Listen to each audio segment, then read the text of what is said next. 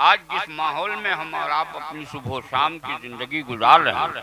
ہمارے یہاں آپسی نفاق، طبقاتی کشمکش، لسانی عصبیت، خانقاہی تعصبات، بلیک مارکیٹنگ، رشوت خوری، زناکاری، عیاشی جیسی مہلک بیماریوں کے ساتھ ساتھ مطالبہ جہیز بھی ایک ناصور بن گیا ہے، جس کے دفاع کی بظاہر ہمارے پاس کوئی صورت نظر نہیں آتی، لیکن ڈاکٹر اقبال نے برسوں پہلے کہا تھا کہ طریق مصطفیٰ کو چھوڑنا ہے وجہ بربادی، اسی سے قوم دنیا میں ہوئی بے اقتدار اپنی۔ اگر آج بھی آپ چاہتے ہیں اپنا کھویا ہوا وقار، کھوئی ہوئی عظمتیں، کھوئے ہوئے روب و دبدبے، کھوئی ہوئی سلطنتیں آپ کے قدموں میں سمٹ کر آ جائیں، تو پیارے آقا کی پیاری پیاری سنتوں پر عمل کریں، آپ کی زندگی میں انقلاب برپا ہوتا ہوا نظر آئے۔ میں صرف آپ کے ماحول پر ایک طائرانہ نظر چند جملوں کے ساتھ رکھ کے جلدی سے گزر جانا چاہتا ہوں۔ آج ہمارا ماحول بہت ترقی کر گیا ہے، ہماری نئی نسلیں تو اس قدر ہواؤں میں پرواز کر رہی ہیں کہ مجھے خطرہ ہے کہ کہیں آنے والے دنوں میں ان نئی نسلوں کا مستقبل تاریک نہ نظر آئے۔ اس لیے میں ان سے گزارش کرنا چاہتا ہوں کہ عبدالقادری کے چند جملے سن لو، ہو سکتا ہے کہ آپ کے آبگینہ دل پر لگ جائے اور آپ اپنے سینے میں نقش کر لیں تو آپ کی زندگی اور ہماری کامیابی کی ضمانت بن جائے۔ ہم اس ماحول میں دیکھتے ہیں ہماری نئی نسلیں صرف ظاہری چمک و دمک، لچک چٹک، حسن اور اسی پر فریفتہ ہے اور اسی پر فدا ہے، مگر اس قوم کے نوجوانوں کے سامنے اگر ایک تحریک چلائی جائے حضرت علامہ مولانا ابوالحسنات صاحب قبلہ کی قیادت میں، اور ان نئی نسلوں کو یہ کہا جائے کہ سنو، سماج میں ایک اپاہج لڑکی ہے، تو اسے نکاح میں لے آ، سماج میں ایک بیوہ عورت ہے، اسے تو شادی کر لے، سماج میں ایک غریب شہزادی ہے، تو اسے شریک حیات بنا لے، میرا تصور ہے میری قوم کا جوان یہی جواب دیتا ہوا نظر آئے گا، اظہر القادری میں آپ کا سماج چھوڑ کر ہزاروں فرسنگ کی دوری پر تنہائی کی زندگی تو گزار سکتا ہوں، لیکن کسی اپاہج اور کسی بیوہ کو نکاح میں نہیں لا سکتا۔ اگر ہماری تحریک حضرت کی قیادت میں بھی ناکامی کا منہ دیکھے تو ہم اس کا چیپٹر بدل دیں، اس کا طریقہ بدل کر ان کے والدین کو اس بات پر راضی کریں کہ آپ اپنی اولادوں کو تیار کرو کہ سماج کی اپاہج بیوہ غریب لڑکیوں سے شادی کرے، رات کا سناٹا ہو، گھٹا ٹوپ تاریکی ہو، ظلمت کا ماحول ہو، سارا زمانہ بستر استراحت پر آرام کر رہا ہو، ماں اپنے قدموں سے آہستہ آہستہ بیٹے کے کمرے کی طرف قدم رنجا ہو، قدموں کی آہٹ سن کر شہزادہ آواز دے گا کون؟ جواب ملے گا میں تیری ماں ہوں، دروازہ کھولو۔ بستر سے اٹھے گا شہزادہ، دروازہ کھول کر ماں کے قدموں کو بوسہ دیتا ہوا عرض کرے گا امی، اگر آپ کو میری ضرورت ہی تھی تو آپ نے وہیں سے آواز لگا لیا ہوتا، میں سر کے بل آپ کے قدموں میں حاضر آ گیا ہوتا، مگر اس تاریک بھرے ماحول میں آپ نے چل کر آنا گوارا کیوں فرمایا؟ ماں پیار سے اس کے سر پر دست شفقت رکھ کے بغل میں بٹھا کے کہے گی میرے لال سن، میں تمہارے پاس آئی ہوں، اس کی کوئی وجہ ہے، پہلے یہ سن لے، میں نے تجھے 9 ماہ کی مشقتیں اٹھا کر اپنے شکم میں رکھا، 9 ماہ کے بعد میں نے ان جھٹکوں کو برداشت کیا جن جھٹکوں کے متعلق میرے آقا نے ارشاد فرمایا کہ اگر پوری عمر بیٹا ماں کی خدمت کرتا رہے پھر بھی وہ ایک جھٹکا کا حق ادا نہیں کر سکتا، نہ جانے میں نے کتنے جھٹکے برداشت کیے ہیں، جب تو نے اس دنیا میں قدم رکھا تو میں اپنے جسم کے خون کے قطرے کو دودھ کا قطرہ بنا کر تمہارے حلقوم میں ڈال کر تمہاری زندگی میں توانائی عطا کی ہے،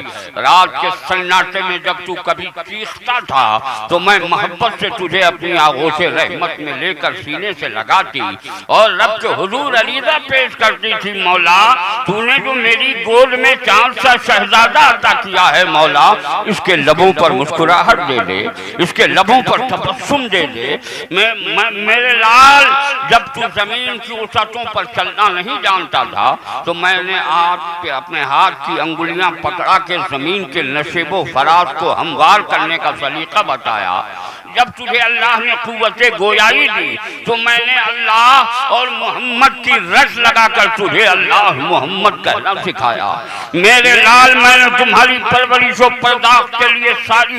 مصیبتیں برداشت کی ہیں۔ رات کا سناٹا ہوتا، تو پیشاب کر دیتا، میں گیلی زمین پر سونا گوارا تو کرتی، مگر تجھے گیلے بستر پر سونے نہیں دیتی۔ پیار سے میں تجھے سینے پر کبھی چمٹا کے سلاتی، اپنی باہوں میں لے کے تجھے سوتی تھی۔ میرے لال سن، میں نے تمہاری زندگی کے لیے اور تمہیں اس منزل تک پہنچانے کے لیے نہ جانے کتنے جوخم اٹھائے ہیں۔ بیٹا عرض کرے گا امی اتنے احسانات کو جتانے کی ضرورت کیوں آن پڑی ہیں؟ ماں کہے گی میرے لال ضرورت یہ ہے کہ سماج میں ایک اپاہج لڑکی ہے نکاح میں لے آ، سماج میں ایک بیوہ عورت ہے اسے تو شادی کر لے، سماج میں ایک غریب شہزادی ہے تو اسے شریک حیات بنا لے۔ میرا تصور ہے میری قوم کا جوان اپنی ماں کی ممتا کو جوتیوں کی نوک سے ٹھکراتے ہوئے یہی جواب دے گا، امی میں آپ کی ممتا کو چھوڑ کر دور تو تنہائی کی زندگی گزار سکتا ہوں، لیکن اپنی زندگی کا سودا کسی اپاہج اور بیوہ سے نہیں کر سکتا۔ اگر دن کے اجالے میں باپ اپنے سارے احسانات کو جتاتا ہوا اپنے بیٹے سے یہ کہے کہ تم آمادہ ہو جاؤ اس نے کہا کرنے کے لیے، میرا تصور ہے شفقت پیدری کو ٹھوکر مارتا ہوا ہمارا نوجوان یہی کہے گا کہ ابو میں آپ کی شفقت کے سائے سے دور تو رہنا گوارا کر لوں گا، لیکن اپنی زندگی کا سودا کسی اپاہج اور بیوہ کے ساتھ نہیں کر سکتا۔ میں اپنی قوم کے جوانوں کو آواز دینا چاہتا ہوں، پلٹو آج سے 1400 برس پہلے اس سرزمین پر جسے ہم عرب کا ماحول کہتے ہیں، اس عرب کے اجڑے ہوئے ماحول کو دیکھو جہاں تہذیبی اعتبار سے انسان گھٹیا ہو چکا تھا، اور اس ماحول میں ایک شہزادہ آیا جس شہزادے کو قرآن نے رحمت للعالمین کہا تھا، ذرا زور سے بولیے، جسے ہم شفیع المذنبین کہتے ہیں، جسے ہم مراد المشتاقین کہتے ہیں، جنہیں ہم جان عالمین کہتے ہیں، جسے قرآن نے طٰہٰ و یاسین کہا ہے، جو غریبوں کا سہارا ہے، بیواؤں کا سرپرست ہے، وہ یتیموں کا ماوا ہے اور بیواؤں کا سرپرست ہے، جو گرسوں کو سنبھالنے والا ہے، جو بھوکوں کو کھانا کھلانے والا ہے، جس کا حال یہ ہے کہ جس کی بارگاہ میں 70,000 صبح 70,000 شام فرشتے آ کے سلامی دیتے ہیں، وہ اسی شہزادے کو آپ محمد الرسول اللہ کہتے ہو، دائی حلیمہ کا نور نظر کہتے ہو، عبداللہ کا لفظ جگر کہتے ہو۔ جب وہ اپنی جوانی کی منزل میں قدم رکھ چکے ہیں، 25 سالہ جوانی میرے رسول کے چہرے پر کھیلیاں کھیل رہی ہے، مکمل جوان سا چہرہ ہے، اور عرب کی بدترین تہذیب میرے مصطفیٰ کے سامنے ہے۔ عرب میں رہنے والے انسانوں کا مزاج یہ تھا کہ عرب کی سرزمین پر کوئی عورت بیوہ اور بدھوا ہوتی تھی کہ کوئی عورت کا شوہر انتقال کر جاتا تو اسے پاپن اور بھاگن جانا جاتا تھا، کوئی سفر کرنے کے لیے نکلتا اور کسی بیوہ کو دیکھ لیتا تو وہ اپنا ارادہ سفر ترک کر دیتا تھا، کوئی دکان کھولنے کے لیے جاتا اور کسی بیوہ کو دیکھ لیتا تو وہ اپنے لیے پورا دن منحوس تصور کرتا تھا۔ ایسے پرفتن اور پرآشوب ماحول میں اس شہزادے نے جس کو دنیا کائنات کا مسیحا کہتا ہے، عرب میں رہنے والے انسانوں کی غیرت کو للکارتے ہوئے فرمایا تھا، او عرب میں رہنے والوں سنو، تم تو بیواؤں کو پاپن اور بھاگن جانتے ہو، محمد عربی خدیجۃ الکبریٰ کو نکاح میں لا کر سہارا۔ نعرہ تکبیر! کیا بات ہے، کیا پیغام ہے، بابا! میرے مصطفیٰ نے اپنی 25 سالہ جوانی میں 40 سالہ خدیجۃ الکبریٰ سے نکاح کیا، ذرا زور سے بولیے۔ آج آپ ترتیب پر نظر ڈالیے، ہمارے سماج میں مزاج یہ ہے کہ لڑکا 20 سال کا ہو تو اس کے لیے 18 سالہ شہزادی تلاشی جاتی ہے، لڑکا 18 سال کا ہو تو اس کے لیے 16 سالہ دوشیزہ تلاشی جاتی ہے، مگر قربان جاؤ میرے مصطفیٰ نے اپنی 25 سالہ جوانی میں 40 سالہ خدیجۃ الکبریٰ سے نکاح کیا۔ اگر ہم اپنے مقدس علماء کے کلموں کی دھول کو چہرے کا غازہ ملتے ہوئے عریضہ پیش کریں آخر میرے رسول نے میری تہذیب کے خلاف کیوں کیا ہے، تو یہ فرماتے نظر آئیں گے ذوالقادری مصطفیٰ نبی بن کر آئے تھے، اور جو نبی بن کر آتا ہے وہ زمانے کی بدترین تہذیب کے سانچے میں نہیں ڈھلتا، بلکہ زمانے کی بدترین تہذیب کو صالح اور صحت مند بنانے کے لیے اپنی حسین اور خوبصورت تہذیب پیش کرتا ہے۔ رسول نے اپنی حسین اور خوبصورت تہذیب پیش کی ہے، مگر پھر بھی اگر ہم کسی اہل تصوف کے قدموں سے لپٹ کر یہ عریضہ پیش کریں کہ بتائیے مصطفیٰ نے یہ 15 سالہ تفاوت کیوں برداشت کیا ہے، تو آج بھی ہمارے یہ مقدس علماء فرماتے نظر آئیں گے ذوالقادری تم اسی مصطفیٰ کی بات کرتے ہو جس رسول ہاشمی کا حال یہ کہ ترس میں دستے نازنی ڈال دیں تو 5 انگلیوں کی کھائیوں سے پانی کا چشمہ جاری ہو جائے۔ ذرا محبت سے سبحان اللہ تو بولیے، یہاں سے میں نبی کا ایک ایک معجزہ سنا رہا ہوں، اگر آپ کو اپنے نبی سے سچی محبت ہے تو ہر معجزے پر سبحان اللہ بولتے رہنا۔ یہ عرض کریں گے، یہ ارشاد فرمائیں گے تم اسی مصطفیٰ کی بات کر رہے ہو جس رسول ہاشمی کا حال یہ کہ قتادہ کی آنکھوں میں لعاب دہن لگا دیں تو ان کی کھوئی ہوئی بینائی پلٹ جائے۔ تم اسی مصطفیٰ کی بات کرتے ہو جس رسول ہاشمی کا حال یہ کہ کسی مریض کے جسم پر دستے نازنی ڈال دیں تو اللہ اسے شفاء کاملہ و عاجلہ عطا فرماتے۔ تم اسی رسول کی بات کرتے ہو جس رسول ہاشمی کا حال یہ کہ حضرت جابر کے دونوں بچوں میں زندگی کی لہر دوڑا دی۔ تم اسی مصطفیٰ کی بات کرتے ہو جس رسول ہاشمی کا حال یہ کہ حضرت جابر کے بچوں کے اسرار پر صحابہ کرام کے دندان مبارک سے چبائی ہوئی ہڈیوں کو یکجا کر کے قنبے ذلہ کر دیا تو اللہ نے بکریوں میں جان ڈال دی۔ ذرا زور سے بولیے، تم اسی مصطفیٰ کی بات کرتے ہو جس رسول ہاشمی کا حال یہ کہ میدان صحبہ میں ڈوبے ہوئے سورج کو حکم دیا ہے تو ڈوبا ہوا سورج پلٹ آیا ہے۔ سننا دانا ذوالقادری جس رسول کے لیے قتادہ کی کھوئی ہوئی بینائی پہنچائی جا سکتی ہے، جس رسول کے لیے علی مرتضیٰ کو آشوب چشم سے نجات دلایا جا سکتا ہے، جس رسول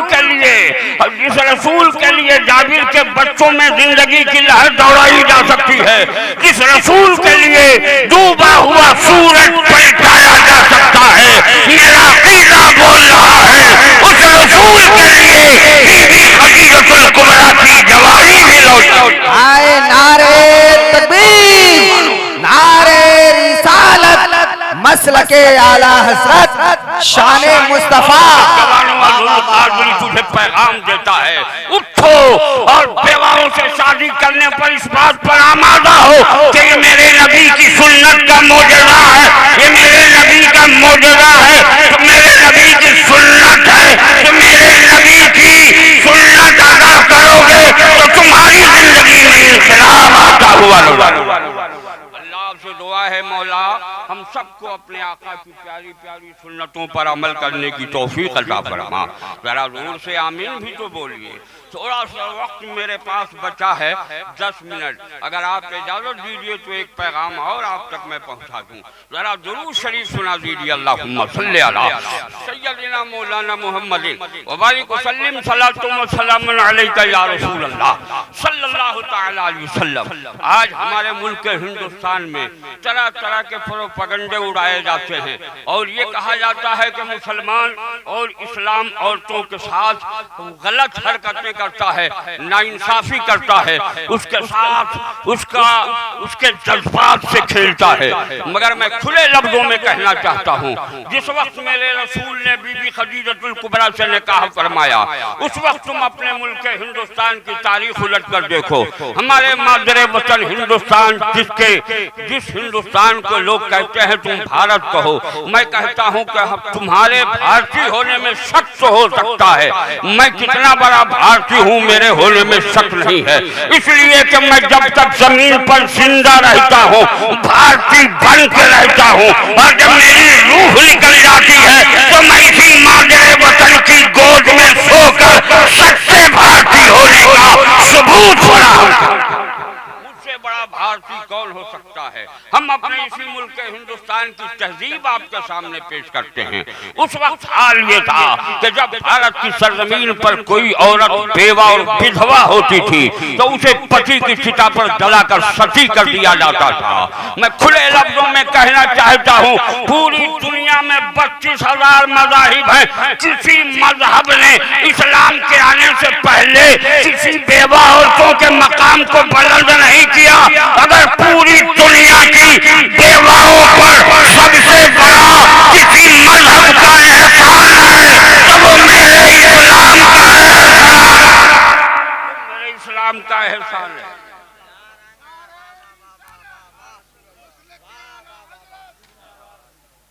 اور جو لوگ بھارت کے ایوانوں سے ہماری غیرت کو للکار رہے ہیں وہ سن لیں، ہمارا اسلام تو بیواؤں کے نرخ کو اونچا کیا، اس کی عظمتوں میں دوبالگی لگائی ہے، مگر بھارت کے پارلیمنٹ میں قانون بنانے والے لوگ جب طلاق ثلاثہ کا بل پاس کیا تو بھارت میں ہنگامہ برپا کیا کہ مسلم سمودائے کی بیٹیوں کے لیے میں ایک نیا تحفہ لے کے آیا ہوں۔ مگر میں کھلے لفظوں میں کہنا چاہتا ہوں، ہمارے پی ایم صاحب سن لیجئے، جب آپ اپنی بیوی جو سیدھا بھائی کو انصاف نہ دلا سکے تو بھارت کی مسلم شہزادیوں کو کون سی عدالت دیں؟ پہلے تو جو سیدھا بھائی ہماری بھابھی کو انصاف دیجئے، پھر ہماری بیٹیوں کے انصاف کے لیے فیصلہ کیجئے۔ میرے لیے میرا قرآن کافی ہے، میرے لیے میرے نبی کی شریعت کافی ہے، میرے لیے میرے نبی کا بنایا ہوا اصول۔ اللہ تعالی ہمیں اور آپ کو سب کو انہی اصولوں پر چلنے کی توفیق عطا فرمائے۔ اجازت ہو، ابھی بھی میرے پاس 6 منٹ ہے، 7 منٹ باقی ہیں، محبت سے درود شریف پڑھی، اللہم صلی علی سیدنا مولانا محمد وبارک وسلم، صلاۃ و سلام علیک یا رسول اللہ صلی اللہ تعالی علیہ وآلہ وسلم۔ اب آپ اس کے بعد دیکھیے ہمارے بھارت میں ایک تحریک چلی، بیٹی بچاؤ بیٹی پڑھاؤ۔ میں نے کہا بیٹی پڑھاؤ اور بیٹی بچاؤ کی آڑ میں تم نے ہماری بیٹیوں کی عزتوں سے ہولیاں کھیلی۔ ہمارے بھارت کی عدالت خاموش ہے، ہائی کورٹ اور سپریم کورٹ کے ججوں کے منہ میں دہی جم گئی۔ یہ کبھی یہ نہیں کہتے کہ جن لوگوں نے بھارت کی بیٹیوں کی عظمتوں کو شاہراہوں پر اور بھارت کی بیٹیوں کی عظمتوں کو ہوٹلوں میں لے جا کر کڈنیپ کر کے ہفتوں 2 ہفتہ پروری رکھ کر جن کی عظمتوں سے ہولیاں کھیلی جا رہی ہیں، اسے سزائے موت دی جائے، بس کہ اسے کھلی چھوٹ دی جاتی ہے۔ مگر سن لو، یہ بیٹیاں آج تمہاری ہوس کا شکار بنائی جاتی ہیں۔ زمانہ جاہلیت میں یہ بیٹیاں زمین میں دفن کی جاتی تھی، یہ بیٹیاں قتل کی جاتی تھی۔ باپ شقیق القلبی کے ساتھ اپنی شہزادی کی گردن پر تلوار رکھتا تھا اور اس کے جسم سے اس کا سر جدا کر دیتا تھا۔ جب میرا اسلام آیا تو میرے مصطفیٰ نے آواز دی، اور میرے والے انسانوں، بیٹیاں زمین میں دفن کرنے کے لیے نہیں ہیں، بیٹیاں قتل کرنے کے لیے نہیں ہیں، یہ بیٹیاں تمہارے لیے رحمت ہیں۔ ذرا زور سے بولیے، تمہارے لیے باعث برکت ہیں اور تمہاری مغفرت کی ضمانت۔ میرے مصطفیٰ صلی اللہ علیہ وسلم نے بیٹیوں کے نرخ کو اونچا کیا، ان کی عظمتوں کو پروان چڑھایا، اور یہی نہیں، میرے مصطفیٰ صلی اللہ علیہ وسلم نے بیٹیوں کی عظمتوں میں دوبالگی پیدا کرتے ہوئے فرمایا تھا، وہ لوگوں جن کے پاس 3 بیٹیاں ہیں وہ جنتی ہے۔ ذرا زور سے بولئے، ذرا زور سے سبحان اللہ بول لیجئے، منہ میں زبان رکھتے ہیں۔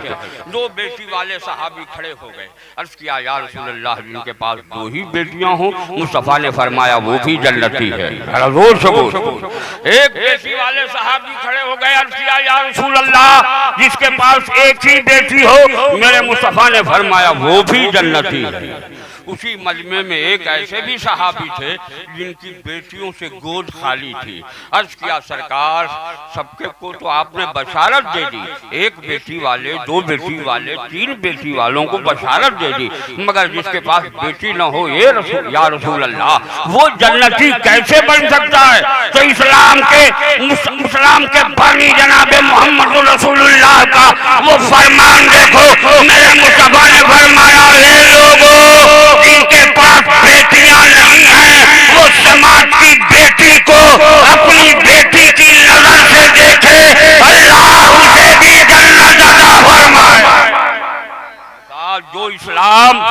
سماج کی بیٹی پر غلط نظر ڈالنے کا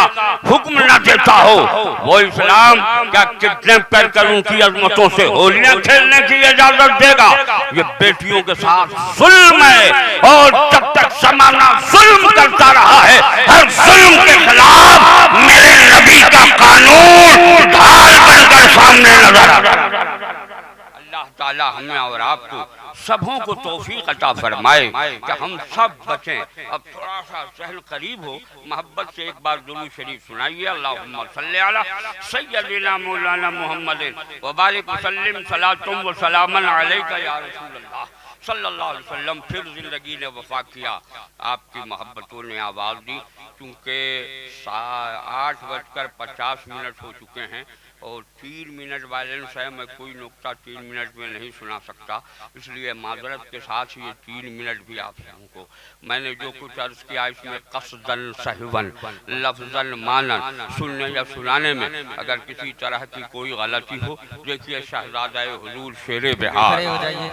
پیر طریقت رہبر رائے شریعت افضل العلماء شہزادہ حضور شیر بہار حضرت علامہ مولانا برکاتہ القدسیہ والعالیہ کی آمد ہو گئی ہے۔ نعرہ تکبیر، نعرہ رسالت، مسلک اعلیٰ حضرت فیضان حضور شیر بہار، شہزادہ حضور شیر بہار، نعرہ تکبیر، نعرہ رسالت۔ دیکھیے شہزادہ حضور شیر بہار تشریف لا چکے۔ یقیناً ان بھائیوں کو دیکھنے کے بعد حضور شیر بہار کی یاد تازہ ہو جاتی ہے، قلبی سکون مل جاتا ہے۔ اللہ تعالیٰ ان حضرات کا سایہ عاطفت ہم لوگوں پر تاجر قائم و دائم رکھے۔ زور سے بولیے، زور سے بولیے آمین۔ میں یاد کر رہا تھا کہ میں نے جو کچھ آپ کے سامنے عرض کیا قصداً سہواً لفظاً معناً سننے یا سنانے میں اگر کسی طرح کی کوئی غلطی اور خامی اور بھول چوک ہوئی ہو تو ہم سب ایک دوسرے کو گواہ جان کر بآواز بلند پڑھ لیں، استغفر اللہ ربی من کل ذنب واتوب الیہ، اشہد ان لا الہ